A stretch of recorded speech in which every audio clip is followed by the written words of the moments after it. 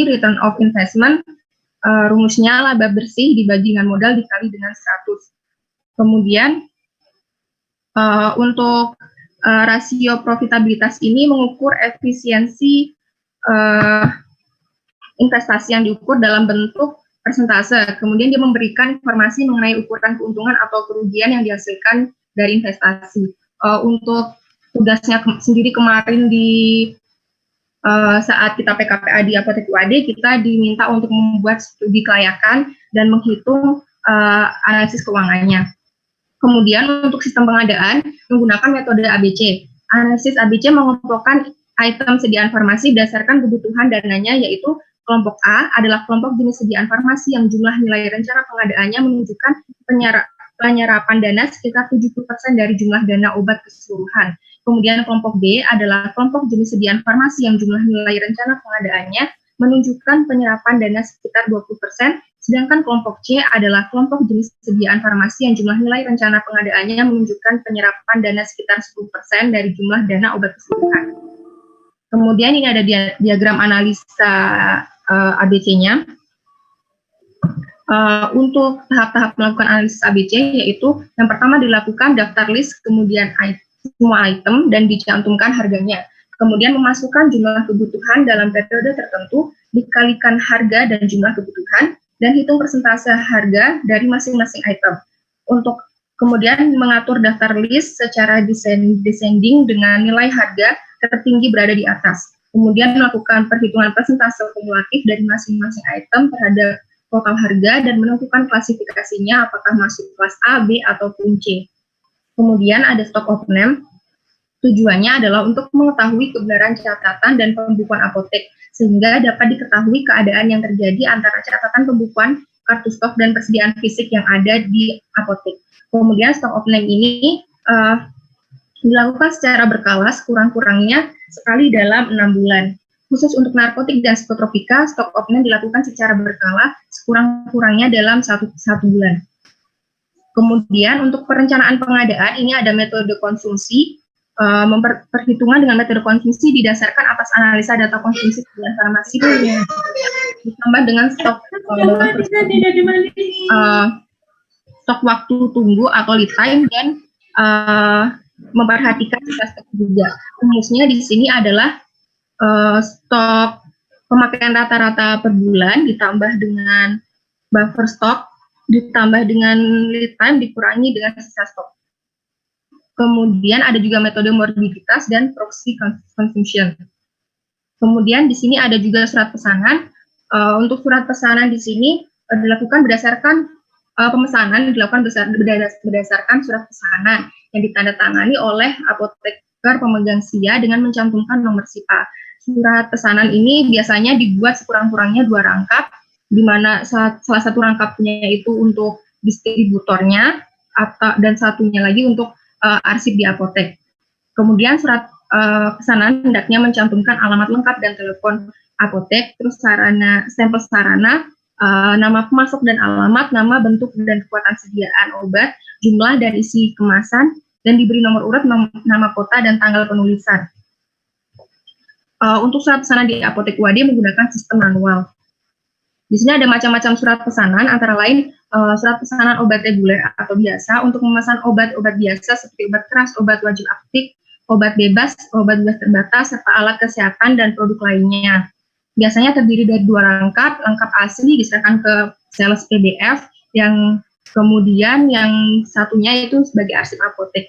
Kemudian surat pesanan psikotropika terdiri dari 2 rangkap juga, rangkap pertama warna putih untuk PBF dan rangkap kedua warna merah muda untuk arsip apotek. 1 SP biasanya bisa digunakan untuk lebih dari 1 item obat.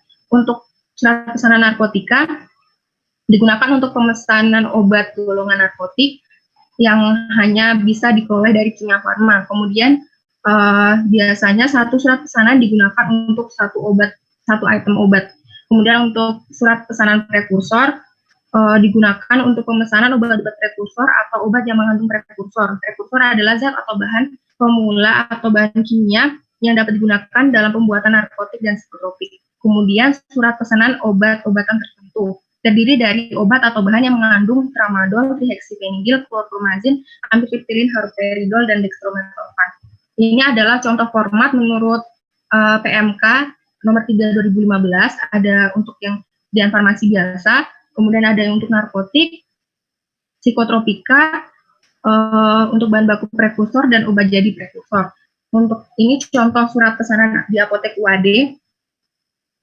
Ini untuk yang surat pesanan biasa, ini yang psikotropika. Kemudian ini yang untuk obat-obatan prekursor. Ini contoh untuk pemesanan narkotika, dan ini untuk obat-obatan tertentu. Baik, untuk presentasi selanjutnya akan dilanjutkan oleh teman saya. Silahkan.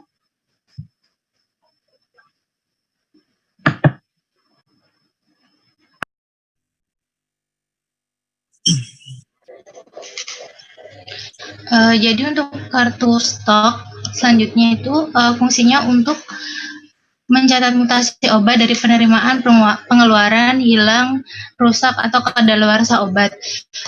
Selain itu juga tiap lembar kartu stok itu hanya diperuntukkan mencatat data untuk mutasi satu jenis obat yang berasal dari satu sumber anggaran.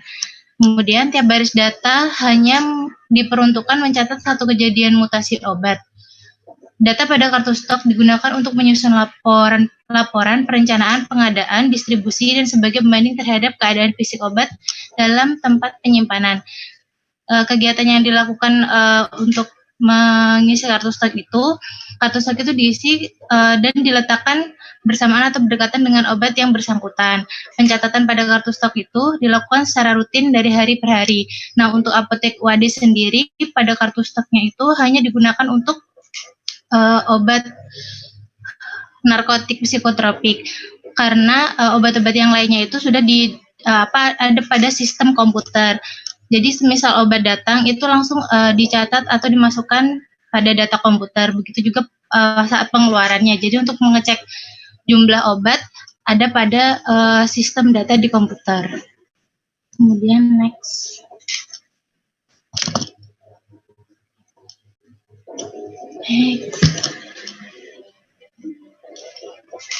Nah, ini contoh kartu stoknya. Karena kita belum dapat foto asli dari kartu stok UAD-nya, jadi itu sebagai contohnya seperti itu. Kemudian untuk penyimpanan akan disampaikan oleh Faiz. Untuk penyimpanan sendiri, kalau di apotek UAD itu lebih ke secara alfabetis dan kelas terapi ya. Mungkin teman-teman yang di apotek UAD, kalau saya ada salah bisa ditambahin gitu. Kemudian untuk obat-obat kayak psikotropika itu kan banyak juga itu dipisah di lemari khusus ya. Seperti itu. Next aja.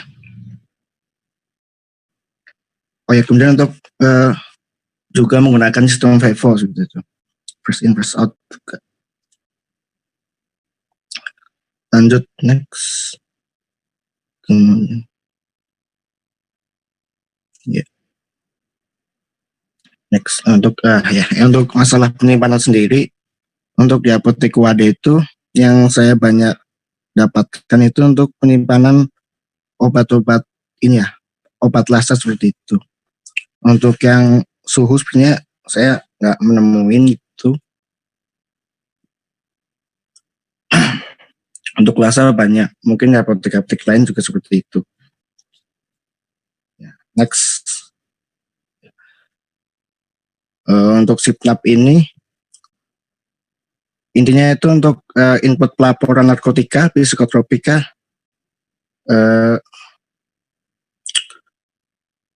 kalau ini lanjut next. Ya untuk